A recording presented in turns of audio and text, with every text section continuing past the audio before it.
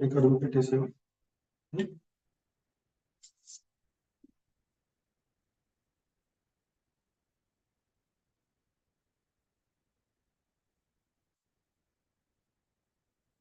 You find this paragraph in the notification. 1, 2, 3, 4 lines. This one. I will go into that in course of time. Recording it is here.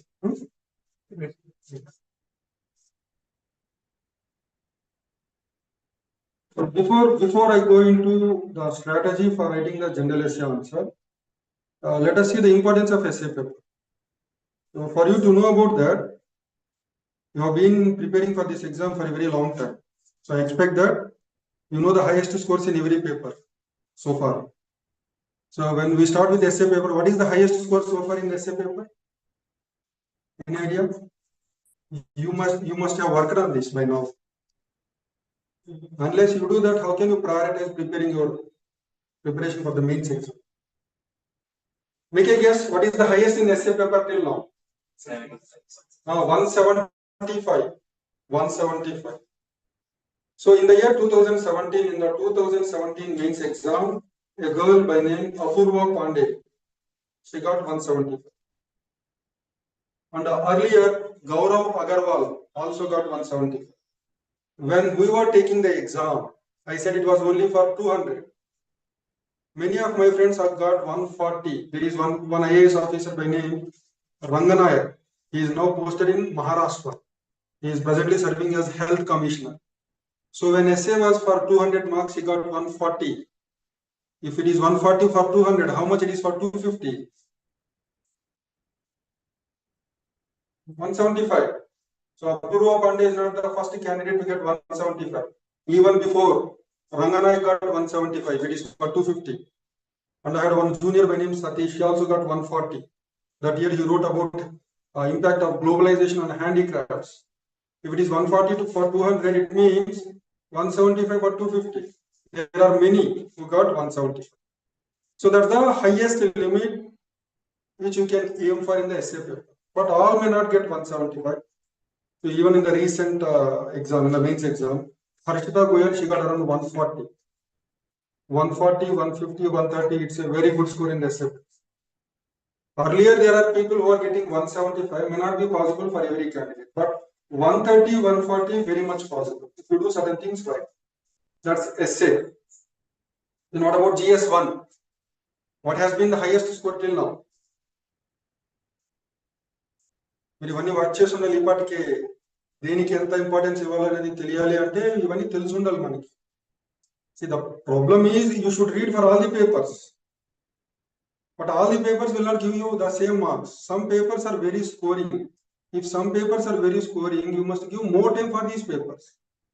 You must read for all the papers, but those papers which are very scoring, there you should give more time. That's the strategy you should plan. So in GS1, the highest score till now is 128. 128 out of 250. Essay 175 out of 250. And what about GS2? The highest score till now is 135. 135. GS3 1 or 2. This is the paper where you can't score very high despite your preparation.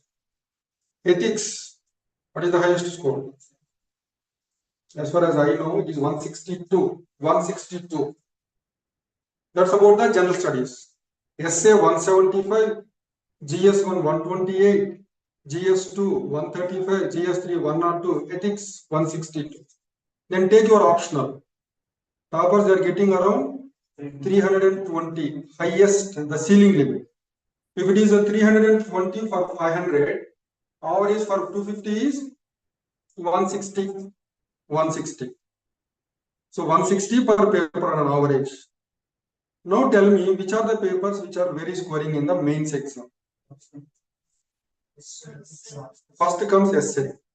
Because in the optional you cannot expect 175 marks in any paper. 175, 175 will be more than 350. Impossible. Getting 350 marks in the optional out of 500, not possible.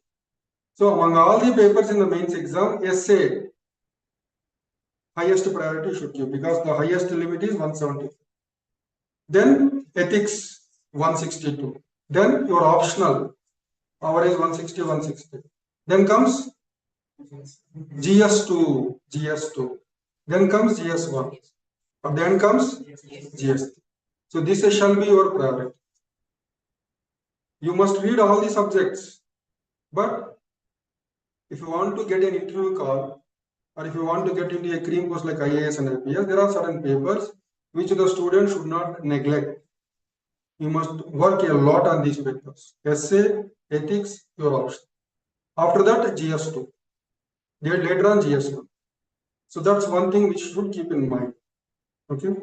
Then there is a misconception that in many institutes, many teachers, they say, what you prepare for GS1, GS2, GS3, GS4 is adequate to write answers in the essay paper. Your knowledge of GS1, because in GS1 you will be reading history, geography, society. GS2 you read polity, governance, justice, IR. GS3 economy, science and technology, environment, disaster management, and GS4 ethics. So the knowledge of these subjects is adequate to write the essay paper. I would say that it is only partially true, not fully true. Why? I do agree. The questions which come in the essay paper, they will have a relation with one of the subjects in the remaining 4 papers. I entirely agree. But the extent of preparation which you do for GS 1, 2, 3, 4 is not adequate to write answers in the essay paper. That will only partially help you. What could be the reason for that? What are the limitations of your knowledge of other papers in essay paper? Let's take GS 1, 2, 3. In each paper, how many questions are there? In the mains exam. GS1, GS2, GS3. You need to write 20 questions. The first 10 questions, they carry 10 marks each question. The last 10 questions, they carry 15 marks. And if you see the question paper, they have spelled out a 10 marker answer must be written in 150 words. A 15 marker answer must be written in 250 words. So when you prepare for these subjects in GS 1, 2, 3, your goal is to prepare in such a way that you write an answer for 150 words and write an answer for 250 words. So when you prepare that way, can you write an answer for 1000 words? In the general essay paper, the demand is you should write your essay answer in 1000 to 1200 words. Every essay. You have to write 2 essay answers. In the essay paper, you know that there are 2 sections. Section A, Section B. In Section A, 4, you have to write 1. Section B, 4, you have to write 1. Unfortunately, it is the essay paper where you have a lot of choice. Out of 8, you should write 2. What about GS 1, 2, 3? Any choice? No choice. You have to write all. That's one advantage with essay. Okay, so when it comes to the essay paper, you should write for a total of 2000 to 2400 words. For every essay answer must be written in 1000 to 1200 words. Roughly 10 to 12 pages. So with your knowledge of GS 1, 2, 3, 4, is it possible to write for 10 to 12 pages meaningfully, impressing the examiner? I'll give an example. In 2017, there was one essay on interstate river water disputes. For how many pages Lakshmikant contains about river water disputes? At least even a single page, half a page. No. Lakshmikant doesn't contain on interstate river water disputes more than a half a page. But you should write there for 1000 to 1200 words, 10 to 12 pages. Not just Lakshmikant. No textbook of Indian polity discusses this in 10 pages. Earlier there was a question on cooperative federalism in India, myth or reality. Does your Lakshmikant discuss about this in detail in 10 pages? There was one more question. Impact of GST on center-state financial relations. Have you ever read about 10 to 12 pages on GST and its impact in any of the textbooks on Indian polity? So that's the issue. The demand in the general essay paper is something different.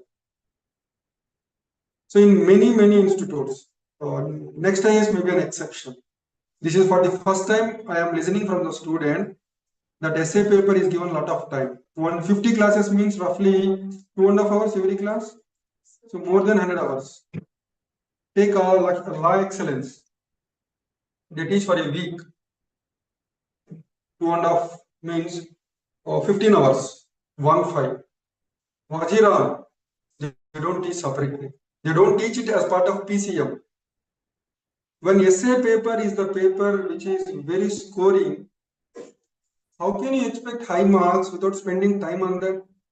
Neither the institute is spending time, nor you are spending time on that. Are you doing that? In last 3 years of your preparation, you have done your degree. Compare the time which you have spent on essay, compare it with polity, geography, society. You can clearly make out that you have not spent enough time on essay. When essay paper itself is very scoring, when you have the scope to score very high in the essay paper, is it possible to score high without giving time for it? This you should understand first. Right. So we will be reading a lot about history, polity, geography, economy, but we don't give the same amount of time for the essay paper. See, in the general essay paper, as I said, you should write for 10 to 12 pages, and every topic must be written in a multi-dimensional way. Unless you read on a topic very widely at a greater depth, you can't write an essay answer in multiple dimensions. If you can't write an essay answer in multiple dimensions, it is not easy to impress the exam. So that's the point. Okay, that's the demand of essay paper. And then now all of you are students, you have a lot of load on you. You need to prepare for prelims, GS1, GS2, CSAT paper, mains, 5 GS papers and one optional. Do you really have that luxury of time to spend enough time on these topics important for essay to make out your notes? Because for example, if education is important for essay paper, if a demographic dividend is important for your essay paper, you will not get clarity on multiple dimensions. So as a student, you have limitations. You can give time. If you give unreasonable time for essay, your preparation gets affected in other papers. Here lies in the role of the teacher. Other papers, your teachers will teach you more than adequately. Because take GS1, they will be teaching for 250 hours. History alone, ancient, medieval, modern, world history, post-independent consolidation, 120 to 150 hours. So GS1, GS2, GS3, GS4, most of these subjects are taught in your regular coaching. So you have some ground on these subjects. But when it comes to essay, if you want to spend time by yourself working on these topics, it will take a lot of time. Sometimes you don't know where to collect the information from. I just told you about interstate river water disputes. You don't get the information from the textbooks available in the market. There's some information from the newspapers. But as a teacher, we know where to collect the information. We have Madan Mohan Punchi Commission, we have Sarkaria Commission, we have Second Administrative Reforms Commission. They contain separate chapters on river water dispute. So this is the advantage relying on a teacher when it comes to the essay paper. In the last 3 to 5 years of your preparation, neither you have spent time, nor the institute has spent time. Now you don't have the luxury of spending time by yourself. So better to rely on a teacher who has worked on this particular. So I have been working on this topic for the last 1 decade. I am done with most of the topics which have the potential to come in the general essay paper. So if there is a teacher who is greatly informed with much clarity on these topics, if he is readily available for you to teach and make you clear on these topics, provide you also the concise notes, your job will become much more easy. The only task before you is give 2 days of your time, 1.5 hour to the teacher, listen to him, get clarity on the topic, and make a revision of what the teacher provides us in the form of PDF, and then doing answer writing. So that's your job. The rest is my job. Teaching 24 essay topics, collecting the content and giving the concise notes for you, and then giving quotations related to that and the questions which have come in the past. So every week you should give 2 days of your time, 1.5 hour or 2 hours maximum. On a Sunday, you should give 3 hours for writing. So writing the answer, don't feel it as a burden. Unless you write, you will never improve. Especially the mains exam. Unless you put it to writing, you will never know how you can manage that time. Essay not a problem managing time. You have to write only 2 essay answers, 3 hours time. When it comes to GS 1, 2, 3, 4, unless you do answer writing practice, you will never know whether you will be able to complete the paper in time. Even when it comes to the essay paper, there is one more challenge. You have to write for 10 to 12 pages with a lot of meaning. That will be put to test when you actually try writing the answer. And Ananya Reddy, you might be knowing. She has done her intermediate from Narayana. She was telling one very big reason for her success in the exam is she had a look into the topper's answers. So when you write your essay answers, compare your answers into the topper's essay answers. I have collected them. I have already shared in the WhatsApp group. So every time when you write the essay answer, apart from the inputs which you get from us, we will be telling you what are your strengths, what are your weaknesses, and you should correct these weaknesses. For example, just a Chanakya, your senior, he has taken one test last week. He had a terrible problem with the language. He was not able to construct the sentences properly. That itself will pull your marks down. So unless you take the test, you don't know what are your strengths and what are your weaknesses. So try to retain your strengths, correct your mistakes, compare your answers with the topper's answers. Do this practice. By the time you write 10 to 15 essay answers, you will get that confidence. You will get used to writing answers. Okay, got the point. Then let's see what is the demand of the general essay exam. So when you write essay answers in the UPSC mains exam, what the UPSC will be looking from you? I am not saying this. UPSC itself has mentioned in the notification. See here. Candidates will be required to write essays on multiple topics. They will be expected to keep closely to the subject of the essay. This is one requirement. Keep closely to the subject of the essay. That is one demand. So when you write for 10 to 12 pages, in 1000 to 1200 words, your entire essay answer must revolve around the demand of the question. There shall be no deviation. That is, I will explain how. I will take an example, an essay topic, and I will explain today itself. Keep closely to the subject of the essay. This is one rule. If you want to get good marks in the general essay paper, one requirement is when you write the general essay answer in multiple dimensions, you must keep closely to the demand of the question. You should not deviate from the demand and focus of the question. That's one requirement. The second one, all this is from UPSC notification, nothing is my creation. The second one, arrange ideas in orderly fashion. Arrange ideas in orderly fashion. It means you must structure your essay answer in a proper order, in a logical order. That's the second meaning. I will explain again. I will explain every rule by taking an example. That is the second one.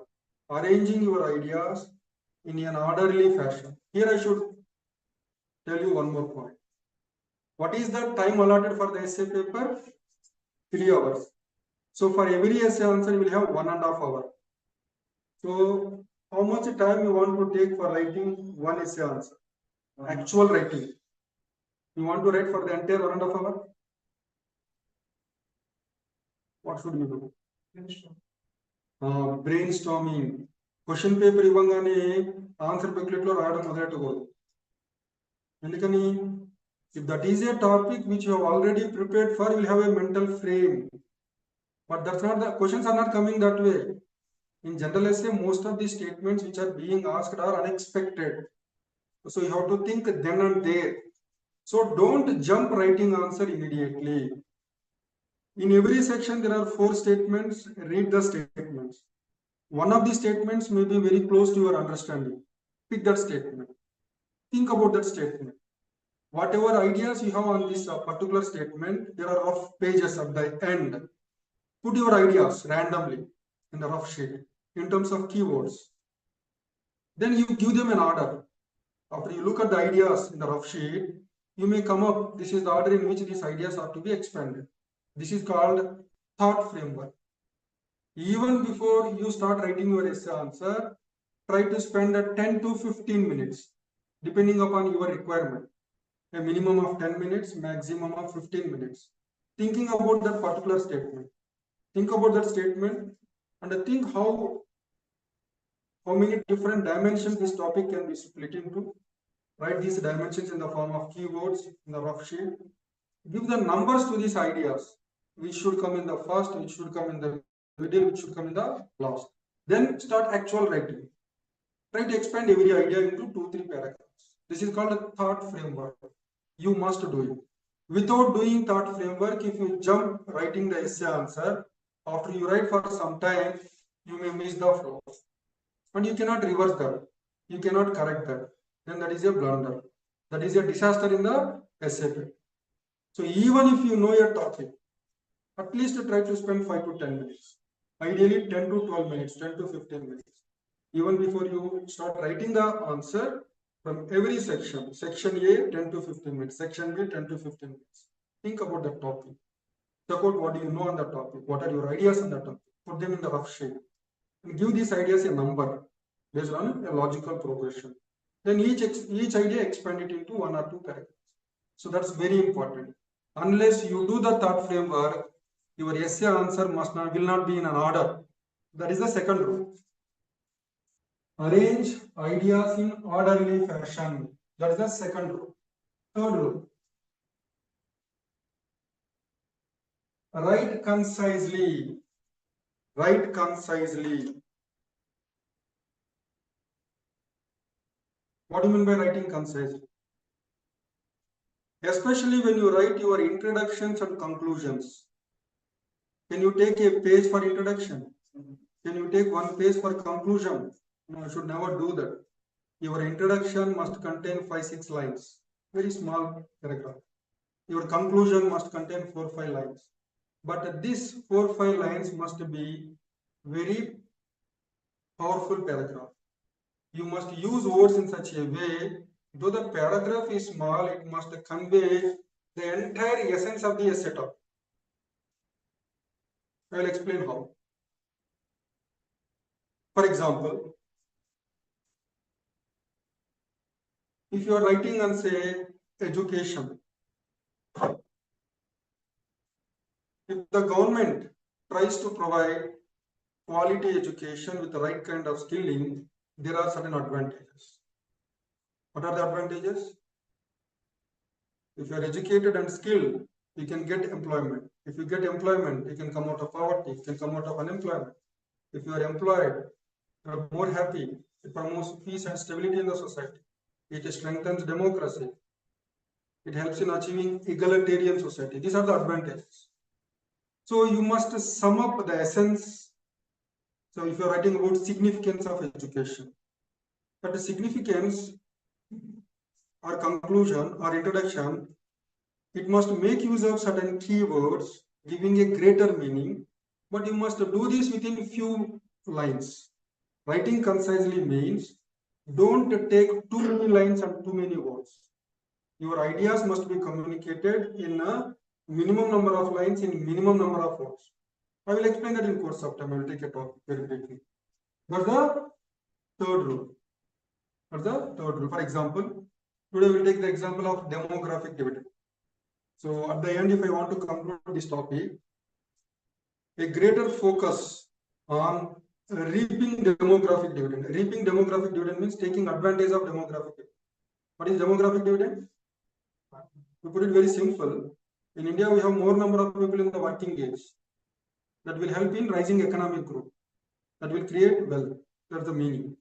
So in the conclusion, I will say that a focus on reaping demographic dividend will address poverty, will address unemployment, will achieve inclusive growth, will achieve sustainable development, will make India a developed nation by 2047. That's my conclusion.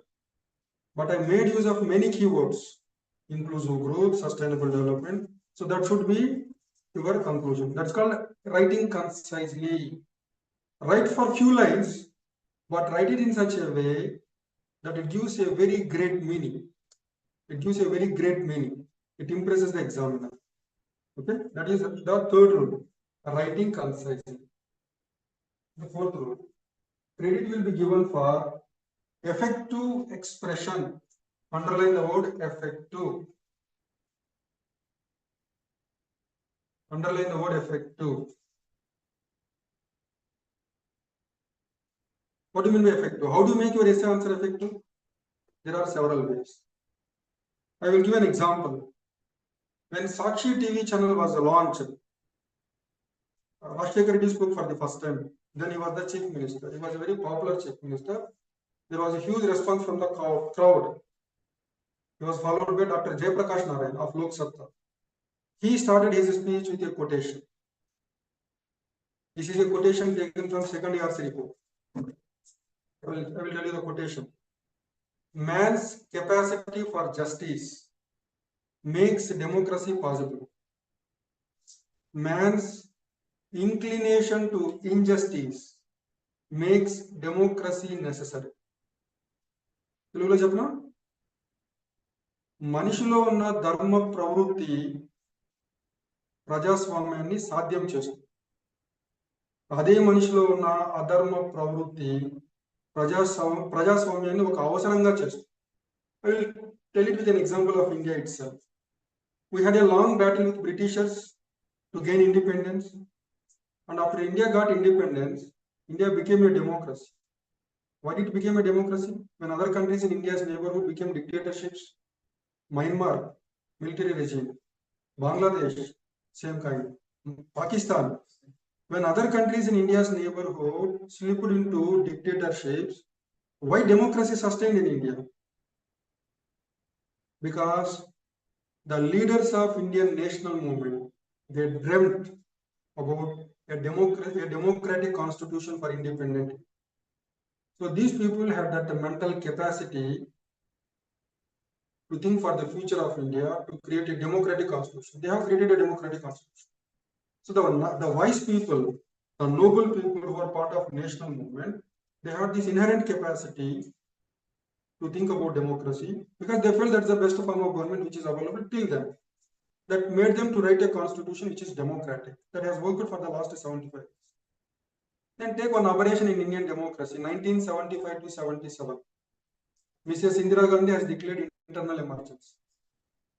So this is the period which we say darkest period in Indian democracy. Even the Supreme Court did not come to the rescue of the citizens. It supported the government. Then how did we come out of that period? From that dictatorial rule of Indira Gandhi.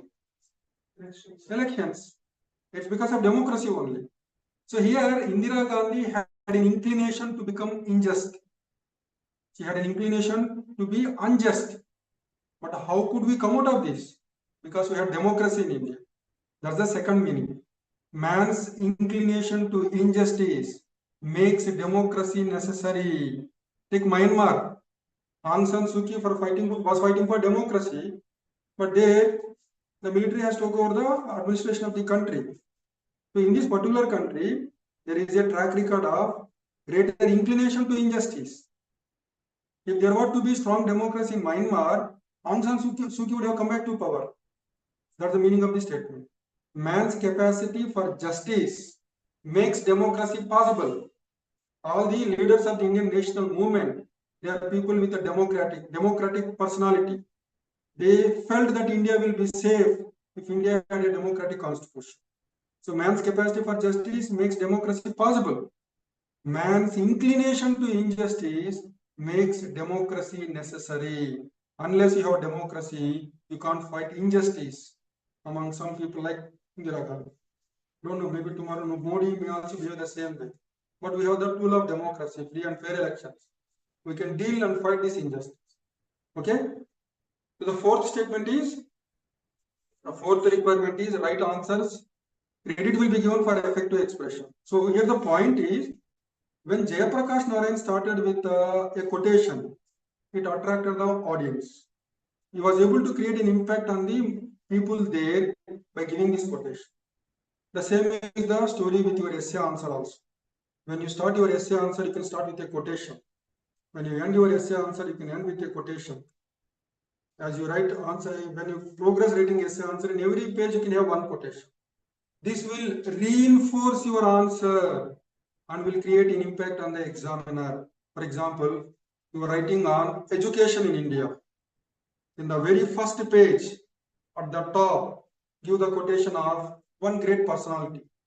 For example, Nelson Mandela said, education is a powerful tool to change this world.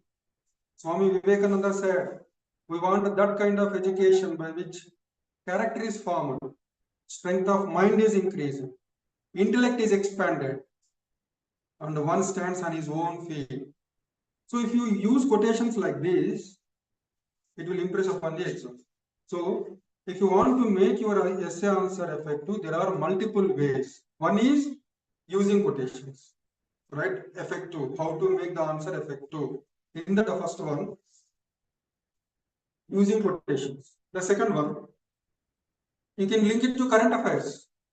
For example, if you are writing on women empowerment, you can refer to the incident in Calcutta, gang rape of the doctor and death of the doctor, gang rape and murder of the doctor. Negative example, positive example. There is one girl who has won a medal in Olympics. So linking to current affairs will make your answer effective. Second one. Third one, use data. Use data. For example, if you are writing on education, we say that the quality of education in India is very poor. Give the data for that. For example, there is one NGO called Pradham. Every year it gives a report called ASAR, Annual Status on Education Report. It says that a kid in the 5th standard is not able to read the text of the 1st standard. And then how much we are spending on education as percentage of national income. We are spending around 3.5% of GDP, which is not adequate. If you want to make the goal of education for all a reality, the ideal spending must be 6 to 8%. పిండి కొద్ది రొట్టె అంటారు కదా, మనం ఖర్చు డబ్బులు పెట్టేదే తక్కువ ఖర్చు పెడితే అందరికీ విద్య సాధ్యం కాదు. అంటే ఇలాంటి డేటా యూజ్ చేయాలి మీరు ఎస్ఏ ఆన్సర్ లో. అందుకని when I teach you an essay topic, I will separately focus on the data. Every topic I will spend some time on important data. I will collect it and give it to you. If I am teaching on climate change, if I am teaching on sustainable development, where do you get the data? Economic survey. So I have read the 4 economic surveys of the last 4 years. Let it be any topic. You will get very good data from the economic survey. For example, if you are writing on education, there is a data which says gross enrollment ratio in higher education in India is presently 28%. It could become 50% by 2035. Gross enrollment ratio అంటే ఏంటి అంటే higher education లో అంటే 18 to 25 years age group మధ్యలో ఉన్న వాళ్ళు ఒక 100 మంది ఉంటే అందులో హైయర్ ఎడ్యుకేషన్ లో ఉన్నది 28 మిలియన్ వాళ్ళందరూ చదువుకోవట్లేదు. ఇలాంటి డేటా మీరు యూజ్ చేయాలి essay answer.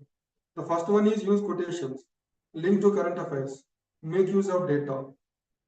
Okay, make use of reports. There may be a report which says where does India stand in terms of a ranking of universities. So reports at the global level, reports at all India level. That's one way. Then you can also refer to important committees related to the particular topic. If you are writing on women, there is a committee on high level committee on the status of women. There were 2 committees, one headed by Pam Rajput, the other one full Renu Guha. So try to refer to the committees. If there is a committee on, for example, education, there is a committee called the TSR Subramanian Committee on Education, Kasturi Rangan Committee on Education. The reports of these 2 committees is the basis for NEP 2020, National Education Policy 2020. So refer to a committee. Then refer to a provision in the Indian Constitution, an article in the Indian Constitution, or bring a judgment of the Indian Supreme Court, or narrate an incident which has happened in the country anywhere. These are several ways how you can make your answer effective. That's the 4th dimension. So these are the 4 rules which are laid down where in the UPSC notification. Apart from UPSC, there is Andhra Pradesh Public Service Commission. It has come up with the syllabus for the main section. So even in that syllabus, it has spelled out certain rules for writing the essay answer. That is also useful for your UPSC essay. Essay is essay, whether it is civils or group 1. The same rules apply. See here. What is an essay? The definition of essay. Essay, it is a well argued piece of writing. So your essay answer must contain the arguments to substantiate the stand you take.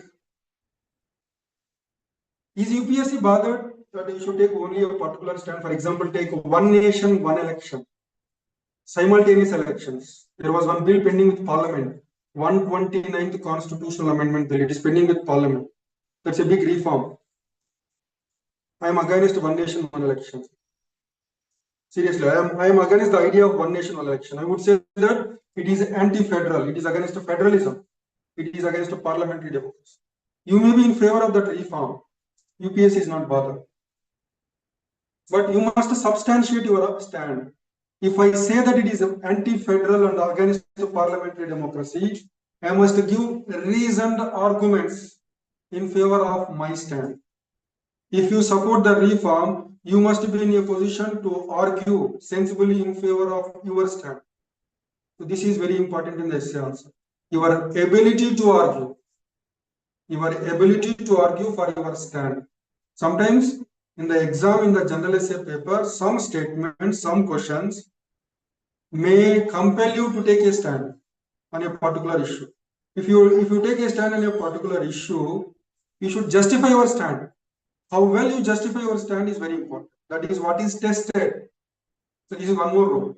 Ability to argue. The first one is keep closely to the subject of the essay. Arrange your ideas in an orderly fashion. Write concisely. Credit will be given for effective expression. The fifth rule is ability to argue. The next one. When you write your essay answer, the examiner will also test your awareness on the topic. To what extent you are aware of the topic. Are you a guy who is well informed on this particular topic, on a particular topic? What about your levels of clarity? That is also tested. So if the evaluator reads your essay answer of 10 to 12 pages, can't he make out whether you are properly informed or poorly informed? So which means here, it means your content. If you are not very good in content, if your understanding of the topic is very superficial, then don't expect good marks in the essay. So you must be very well informed on the topic on which you are writing. How can you become well informed? Without doing nothing, you cannot become well informed. Either you must read very widely, or you must listen to people who know about the topic very widely. One of these two should. Unless you read very widely, or unless you listen to people who are very well informed, you can't become informed. So becoming informed is one more requirement for writing the general essay answer. Because you have to write for 10 to 12 pages. Unless you have a comment over the topic, you cannot write meaningfully for 10 to 12 pages. That's one more requirement. Awareness of the subject chosen will be tested. To what extent you are informed about the topic, that is evaluated, that is attested. The next one. Grammatical correctness of expression. Grammatical correctness of expression. I am sure even among you there are some students who had a problem in constructing the sentences. Terrible problem. If the sentence is properly constructed, it gives a proper meaning. The examiner will have a lot of ease in reading and evaluating the answer. If your grammar is very poor, you need to develop. We have a teacher, an English teacher, we will suggest his name. You can talk to him.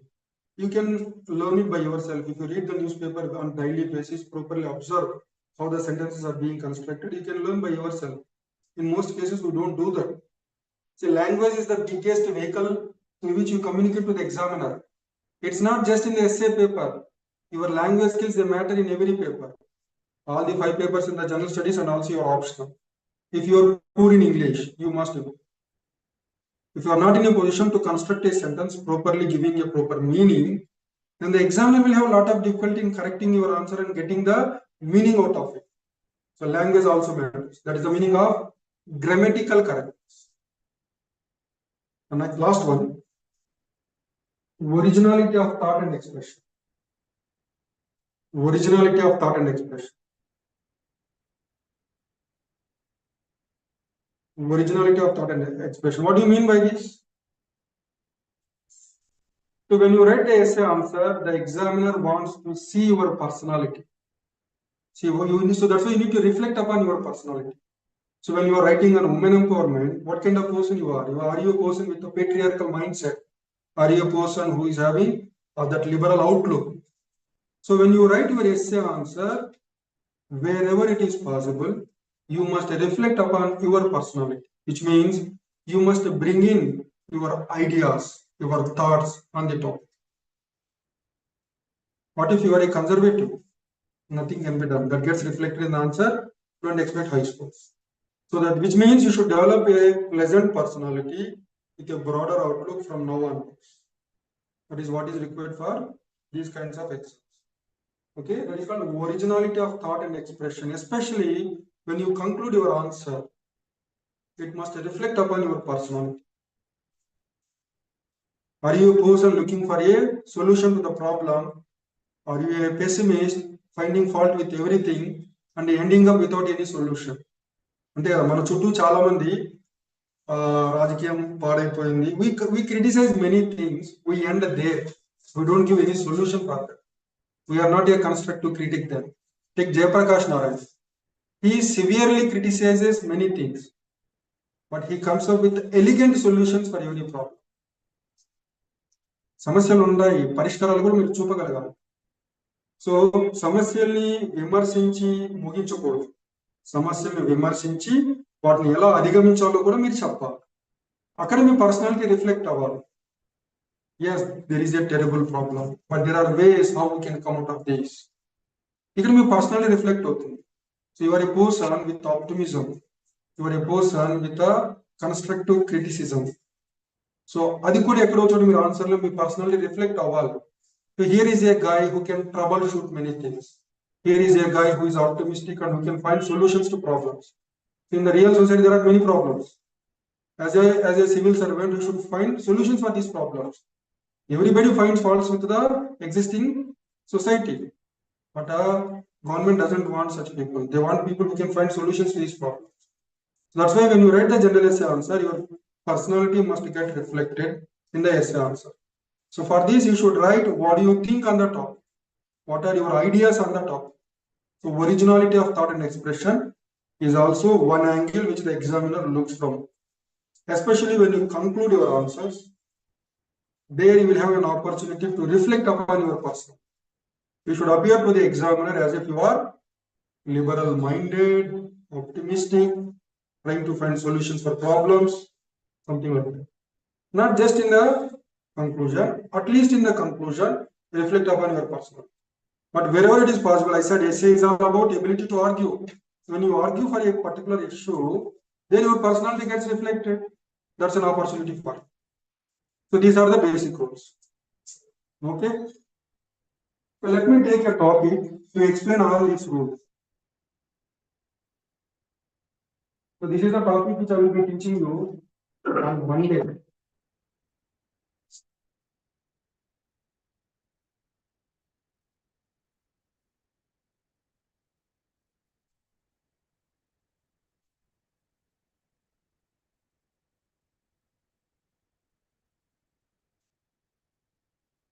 See, the first skill which you must have is your ability to structure a topic.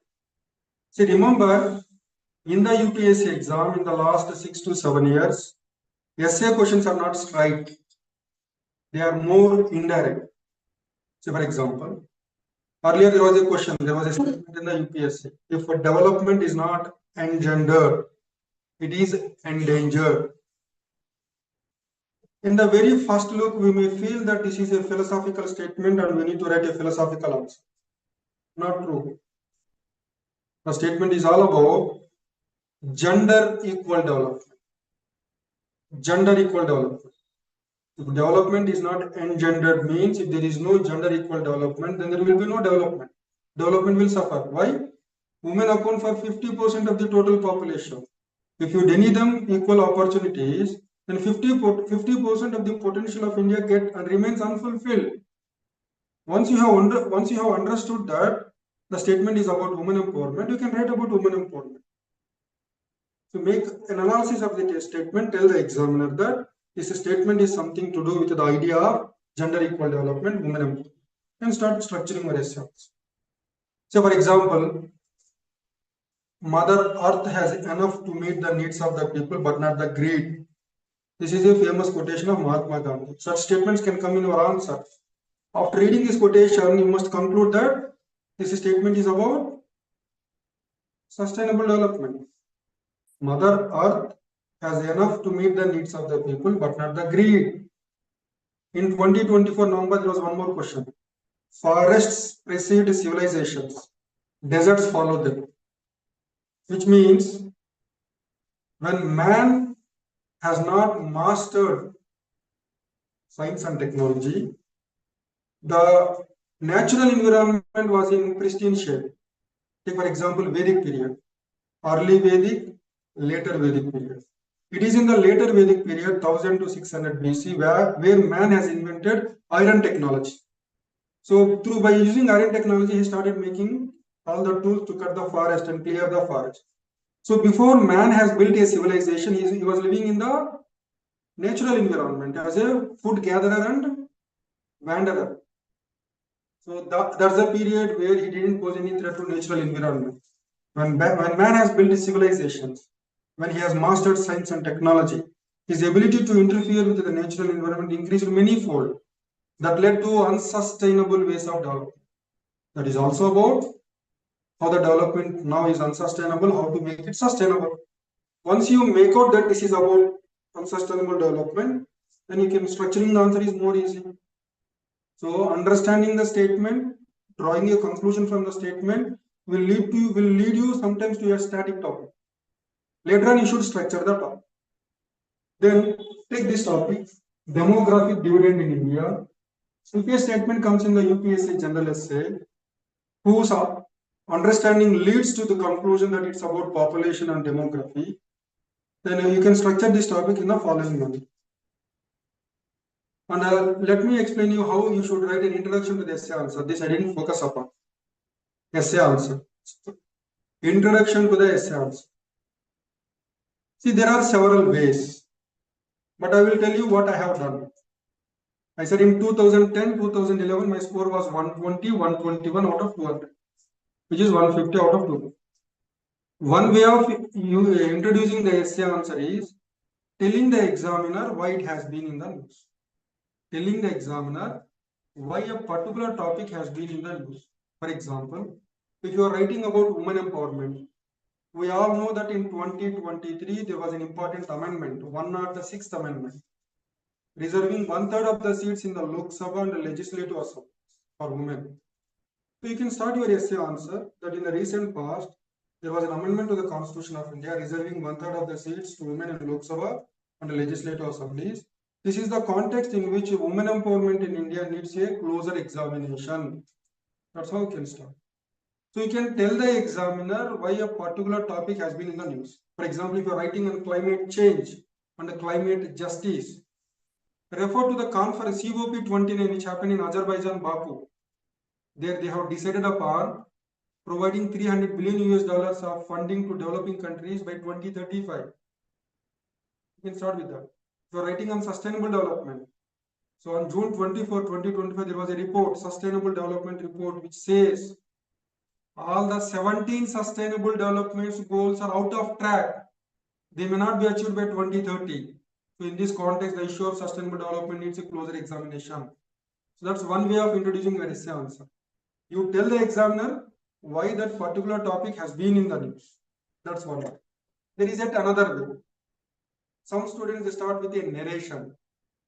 For example, something happened in Calcutta, that a doctor is gang raper and she was murdered. If you are writing on women empowerment, you can narrate that incident in the very beginning in the first paragraph. That's one way. Second way. The third way is you can start your essay answer straight away with a quotation. If you are writing on sustainable development, give the quotation of Mahatma Gandhi on the first page at the top. I would not say that there is one best way. There are many ways. But with my own experience, I said I scored 120 in 2010, 2011. That is 150 for 250. 150 is very good score. I always used to start my essay answer by referring to why it has been in the news. That's the most easy way and the most standard way. When you read the editorials from the newspaper, they do this. They start the editorial with a reason why it has been in the news. Recently, there was a BRICS summit. So if an article comes in Hindu or Indian Express, recently there was a summit somewhere, they start like that. Okay? So you can start with a narration, you can start with a quotation, you can start with the why it has been in the news. So many rankers may have different experiences. That's why I say there is no one best way of introducing the essay answer. If I tell you that you should start introducing your essay answer by referring to why it has been in the news, then don't tell me later on that some ranker has said something else. That is also right, this is also right. The real world is always complex. All things will fit into sometimes. Okay. This is what I am telling with my own experience. Okay. But you try whatever you are comfortable with. Then. So it is a topic on demographic dividend. This is how it can be structured. Any topic. It can be women empowerment, it can be sustainable development, it can be climate change, whatever. You must have that ability and skill of structuring it properly. The first one, why it has been in the news. Second one, what is demographic dividend? What does it mean? Explain.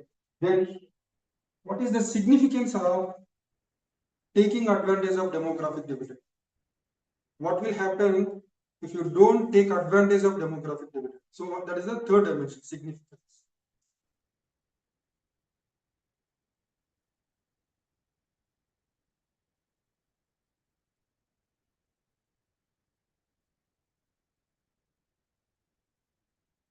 Then there is a strong belief that a demographic dividend will turn into a demographic nightmare.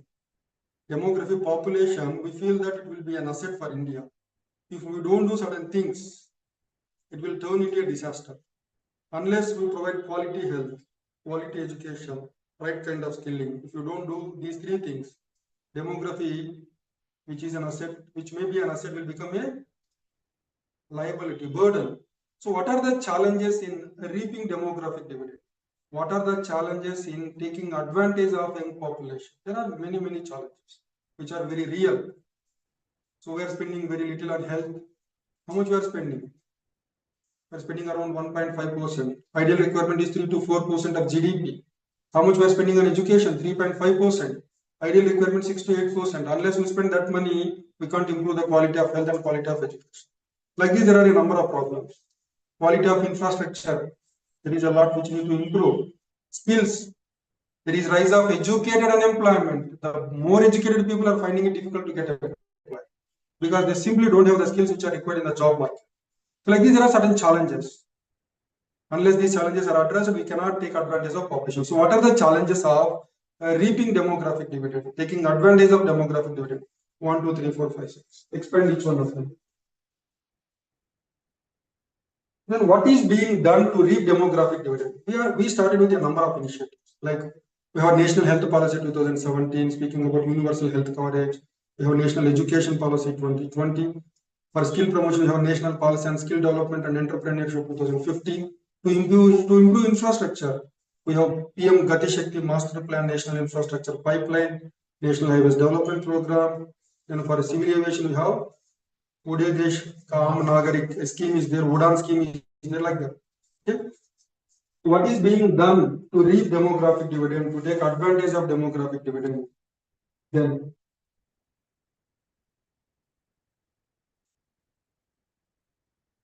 so what further needs to be done? We are doing something, but that is not adequate. We need to do more. So what is that we need to do more with respect to reaping demographic dividend? That's one dimension. And then finally, we will conclude the topic. Now apply the rules. What is the first rule? What is the first rule which I told you? Keep closely to the subject of the essay. Is there any deviation? I am writing about demographic dividend, and I said why demographic dividend has been in the news. What is demographic dividend? What is the significance of demographic dividend? What are the challenges in reaping demographic dividend? What is being done to reap demographic dividend? What needs to be done to reap them? Everywhere I am using the word demographic dividend, demographic. I kept myself closely to the subject of the essay. That's the first rule. Keep closely to the subject of the essay. I have done that. What is the second rule? Arrange your ideas in an orderly fashion. Even that I have done. What is the third rule? Write concisely. I told you, when you write your introduction and conclusion, you must write concisely in 2 lines. Make your answer effective. When I write about this topic, I will bring in all this. I will try to link current affairs. I will use data. I will use the report of committee. I will make a reference to the policy. All of that as part of the answer. I said how to make an answer effective. I have given the ways of making the answer effective. What is the next one? Moreover, keep closely to the subject of the essay, arrange ideas in an orderly fashion, write concisely, credit will be given for effective answer. Well argued.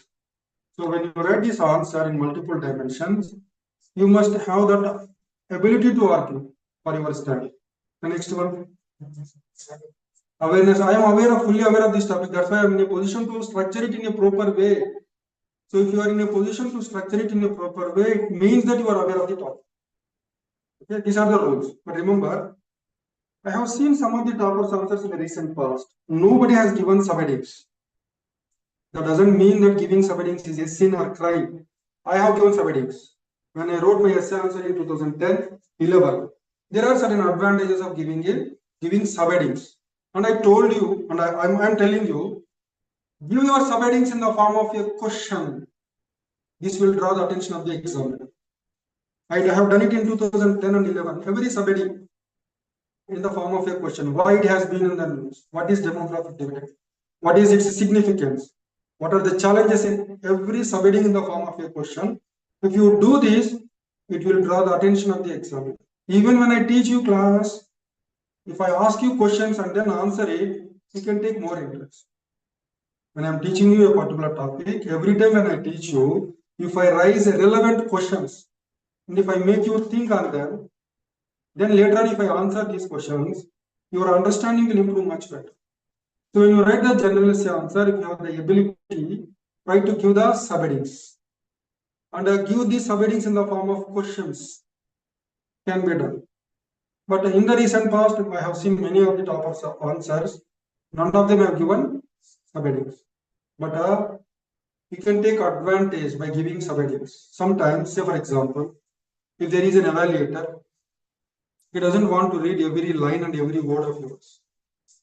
But he has to give marks on a proper basis.